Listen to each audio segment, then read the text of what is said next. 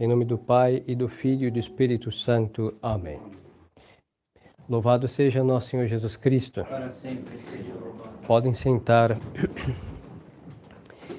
Queridos fiéis, nós celebramos uma grande festa, que é o Natal de Nosso Senhor, que temos que aproveitar, que cada vez que os anos vão passando, menos se celebra esta festa. Outrora nos queixávamos não das luzes e enfeites, e hoje nem isso se vê mais direito como outrora. Então, os inimigos de Deus estão se fazendo cada vez mais furibundos, então nós temos que aproveitar para celebrar as festas católicas, porque elas bem celebradas, elas realmente fazem repercutir aquela graça que nós celebramos. 2000 anos do nascimento de Nosso Senhor, e por muitos séculos a Igreja celebra 3 missas, da qual hoje é a terceira. Já vemos no São Gregório Magno, era uma das lições do breviário, ele, muito simpático, dizer que ele ia pregar brevemente, porque ele tinha que rezar 3 missas naquele dia, isso século VII. Eu não direi que eu vou rezar 3, que já essa é a terceira, assim que eu poderia falar um pouquinho mais do que São Gregório. Não breves minutos, mas vamos se estender um pouco para considerar a encarnação do Verbo. Verdade que não precisamos falar muita coisa, o mesmo santo falava, nessa festa não precisa, mas dada a ignorância religiosa da encarnação do Verbo, nós precisamos explicar um pouco mais. Então, Nosso Senhor, ele se encarna no dia 25 de março, que é a festa da Anunciação. O que é a encarnação? Deus, Nosso Senhor, a segunda pessoa da Santíssima Trindade, o Verbo de Deus, ele deixa, de certo modo, por assim dizer, o fato de ter somente Deus de Deus, não, luz da luz, Deus verdadeiro de Deus verdadeiro, gerado e não criado, consubstancial ao Pai, é o que nós rezamos no Credo. Desde toda a eternidade o Verbo é o Filho de Deus, mas ele entra no tempo sem deixar de ser Deus. Então, no 25 de março, quando Nossa Senhora disse, eis aqui escrava do Senhor, faça-se em mim segundo a vossa palavra, aí o nosso Senhor, Jesus Cristo, é gerado naquele útero santíssimo de Maria Santíssima, e aí temos o quê? A obra do Espírito Santo, porque não tem concurso de homem. Assim que o Verbo que não tem mãe na eternidade, porque ele é gerado de Deus pelo conhecimento de Deus, que Deus tem de si mesmo, o Pai tem de si mesmo, gera o Filho, mas quando ele entra no tempo, ele tem uma mãe, mas não tem um pai, porque São José é pai nutrício, adotivo, putativo, não, mas não é pai carnal. Bom, desde então, o 25 de março, Nossa Senhora tem uma gestação, como todos nós tivemos, no sentido assim que ficamos 9 meses. Uns poderiam pensar que foram 9 meses redondos, ou menos, ou mais. Nosso Senhor é Deus, hein? É muito provável, não deveria nem prescrutar sutilezas, mas se Nosso Senhor fez uma gestação de 9 meses, do 25 de março, ele nasceu no dia 25 de dezembro sem nenhum problema, porque as perfeições que ele deixou para se cumprirem e que o pecado pôs desordem, não, senhoras que sabem, que fazem partos por aí, que às vezes a criança se adianta um pouco, mas só que Deus fez uma gestação de 9 meses e seguramente não resta lugar a dúvidas que foram 9 meses que Nossa Senhora o portou no seu útero. Como foi esta gestação? Nosso Senhor é Deus que se faz homem, mas não deixa de ser Deus. Então, desde o primeiro momento em que estava o menino Jesus, minúsculo, porque, bom, começou do começo mesmo, como toda concepção, por obra do Espírito Santo, é feita a parte que não tem do homem, do Pai, foi criado. Então, toda a parte humana que o Pai poderia dar, mas não deu, porque aí não é o Pai humano, então o Espírito Santo criou. As 3 pessoas da Santíssima Trindade concorrem nessa criação, e aí vem, então, a união. Deus cria, Nosso Senhor cria a sua alma humana, seu corpo humano tomando de Maria Santíssima, e nós temos aí uma gestação de 9 meses em que Maria Santíssima está crescendo em graças abundantíssimas. É muito mais do que falar assim, é como se nós tivéssemos comungado. É muito mais do que isso. Porque na maternidade existe uma relação entre a mãe e o filho e a mãe. E aí, nesse momento, está tão íntima essa relação, em que a mãe, Nosso Senhor, está passivo, por assim dizê-lo, porque ele está recebendo todo o seu crescimento e desenvolvimento de sua Mãe Santíssima. Poderíamos atribuir ao Espírito Santo, mas só que Nosso Senhor quis ter uma gestação, nascer como um homem. Não foi o Espírito Santo que foi dando crescimento para aquele menino, não, foi a virtude de um parto, de uma gestação, de uma concepção, como todos os outros homens. Mas a alma de Nossa Senhora ia crescendo em graça abundantíssima, já que toda a sua perfeição é por ser mãe de Deus. E quando começa? No momento da encarnação.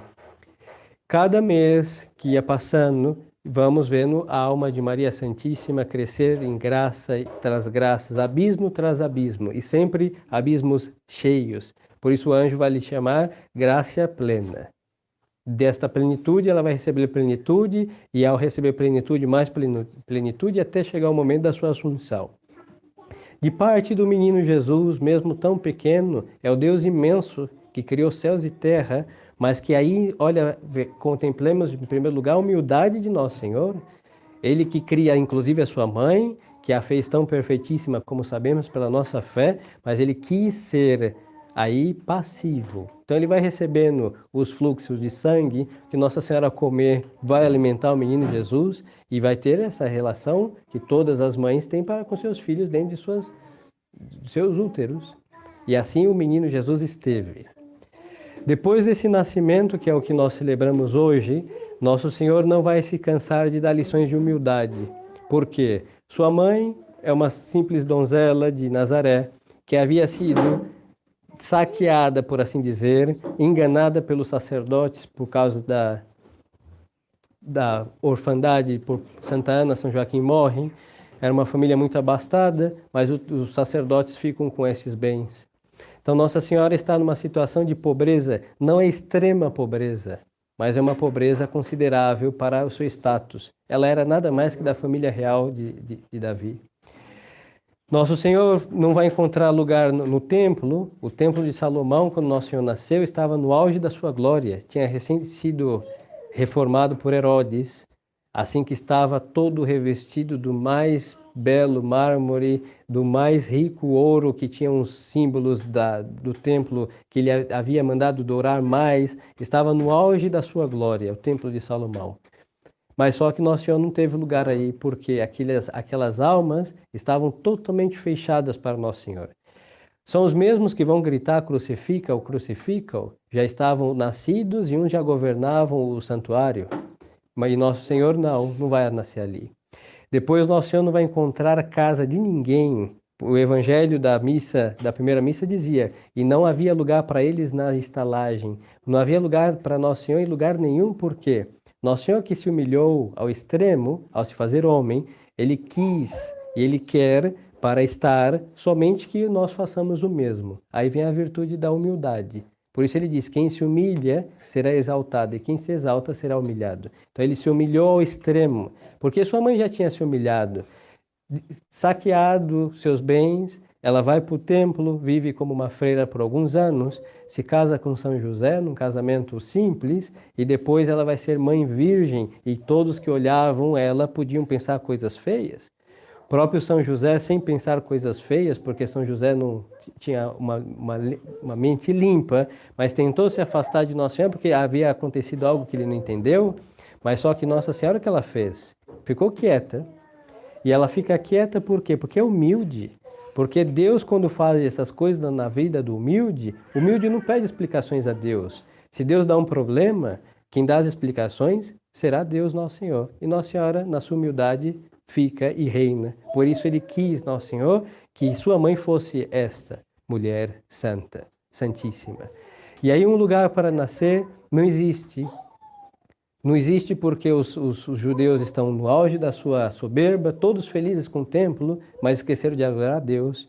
Os sumos sacerdotes, conhecedores de todas as profecias, quando chegarem os magos, vão saber onde está o menino, e sabiam que se cumpriam as semanas de Daniel, mas o menino está entre nós, ele vai nascer em Belém. Podiam ter procurado entre os meninos de Belém onde estava o Messias, e o encontrariam. Mas por que não tiveram esse trabalho? Porque estavam junto com a glória do templo, envaidecidos.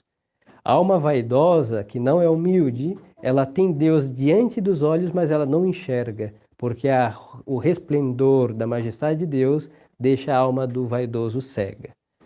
Brilha-se mais coisas do que Deus para o vaidoso. O ouro do templo brilha mais do que a verdade encarnada lá naquela pedra da gruta de Belém, porque buscava somente exterioridades e nas exterioridades encontrou o quê? O ledo engano.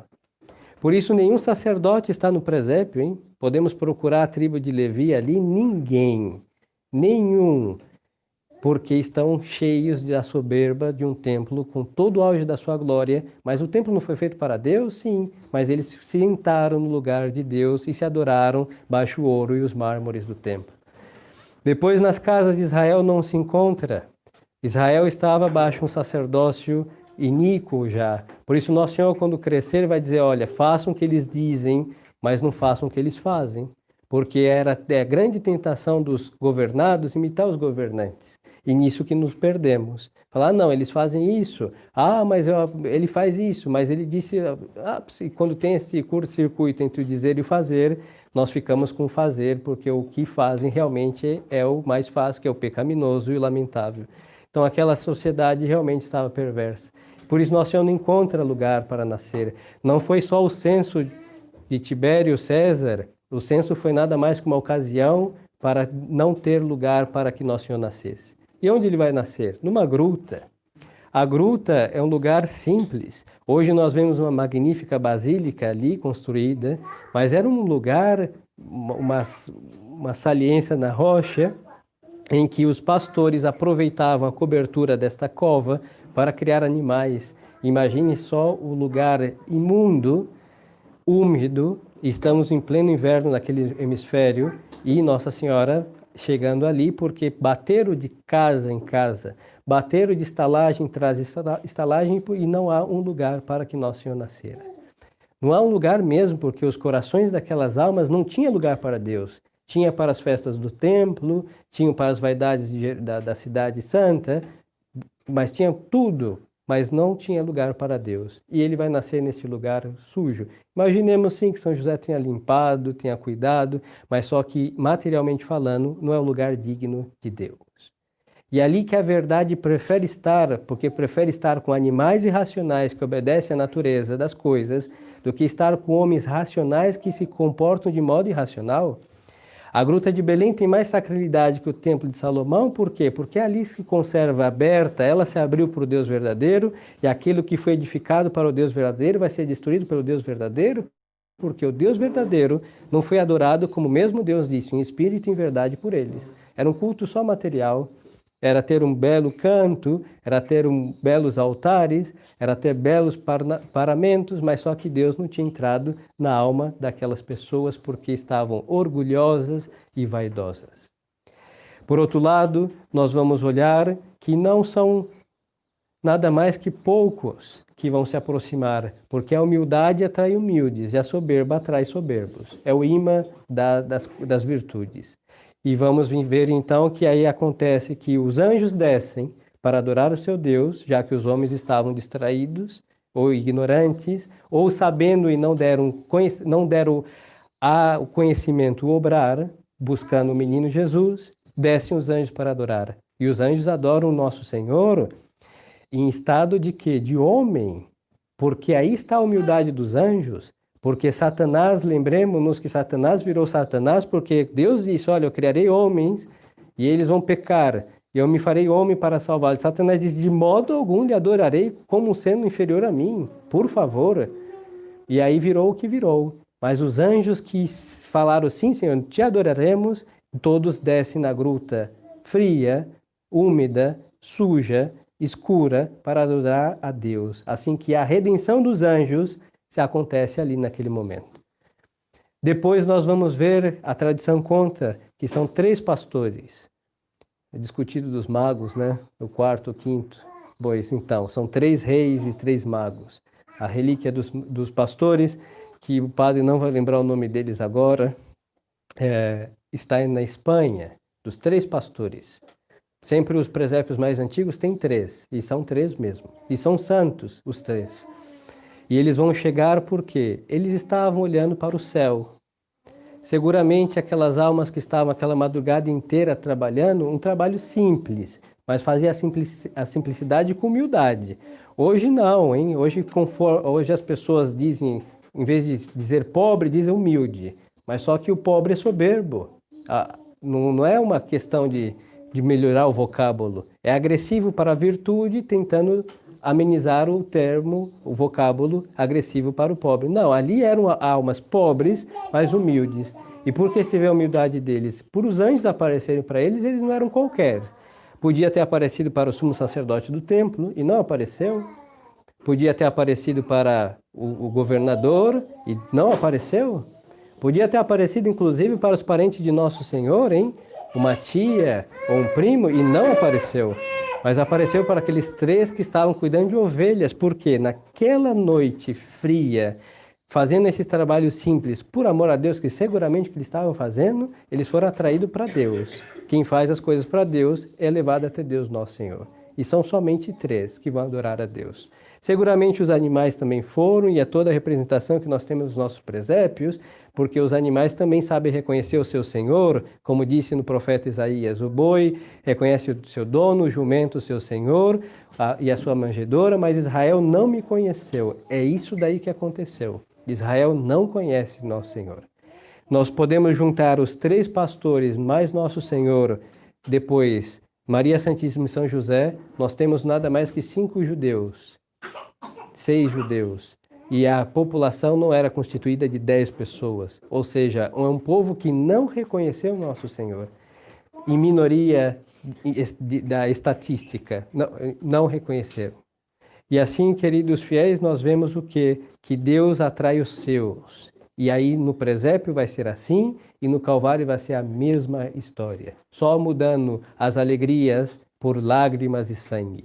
Porque no Calvário estará menos São João e Nossa Senhora, e ninguém mais. Grande lição de humildade que nos dá essa festa, e lhes dizia ao princípio e agora repito, que quando nós celebramos estas festas, nós atraímos as graças desta festa. Então é a redenção dos anjos que fizeram esse ato de fé, e é lá em Belém que eles descem do céu para adorar aquele que, foi a prova que eles tiveram. E assim também esses pastores encontraram ali o seu Redentor, e todos nós encontramos nosso Redentor também ali, nascido num frio, em uma extrema pobreza tal que nenhum de nós, por pobres que sejamos, nascemos em cima de uma caixinha de alimentar animais. E nosso Senhor, o que Ele faz? Ele já coloca com todos essa agrura, todo esse sofrimento, cruz. Cruz, por isso Ele tem poucos, porque cruz, humildade, são coisas que o simples dos mortais não querem. Querem soberba e boa vida. Então esse é o nosso Deus. Essa é a religião que nós seguimos. De um Deus que se faz menino, que não foi nascer no templo, que foi nascer num lugar que nem era dos animais, hein? Mas servia para tal, e que os seus sacerdotes não reconhecem, e que o seu povo nem sabe onde ele está, e somente uns e outros chegam para o adorar, porque são os poucos, os humildes, que reconhecem Deus nesse estado. A nossa religião, queridos fiéis, está sofrendo um estado de presépio. Hoje, se nós formos em qualquer templo de mármore, com raríssimas exceções, vamos encontrar Deus ali. E se nós procurássemos nos sacerdotes, inclusive no sumo sacerdote, o conhecimento da verdade e mostrar onde Deus está, ele não se importa. Está preocupado com as plantas e a poluição e a Amazônia em chamas, supostamente, e as almas indo para o inferno. Por quê? Porque o espírito de Anás e Caifás é o mesmo de todas as autoridades religiosas que não querem reconhecer Deus. Mas Nosso Senhor está numa gruta. Hoje está numa casa, amanhã estará em outra, e se nós fôssemos como judeus, que nos deixássemos levar pela vaidade dos mármores, nós não estaríamos reconhecendo Nosso Senhor. A mesma coisa no Calvário. Se nós estivéssemos com a maioria, nós estaríamos gritando o quê? Crucificam e crucificam. Então nunca deixemos levar pela maioria, mesmo que se diga católica, e nem os mármores, que nos mármores outrora professava a fé que temos, mas hoje roubaram os mármores, e os mármores católicos estão a serviço de um lugar que não é católico, de pessoas não católicas, de um culto não católico, mas só que a Gruta de Belém sempre será o lugar em que, quando Nosso Senhor não encontrar lugar, ele vai estar ali. E quando quiserem matar, ele, se ele não estiver na Gruta de Belém, ele vai estar no Calvário, entre dois ladrões, mas estará ali e ali dará redenção para todos. Então peçamos a Nossa Senhora essa graça de enxergar onde Deus está pela virtude da humildade. A Sagrada Escritura diz que Nosso Senhor rejeita, ele se fecha aos soberbos, mas ele se revela aos humildes. E não é humildade de ficar olhando para baixo e deixando as pessoas cuspirem em nós, isso é estupidez, mas é humildade do quê? De andar, como dizia Santa Teresa, andar na verdade e pagar o preço pela verdade, que é caro, hein? Nosso Senhor pagou, nasceu no frio e morre nu lá no alto da cruz. É o preço da verdade por essência que ensina.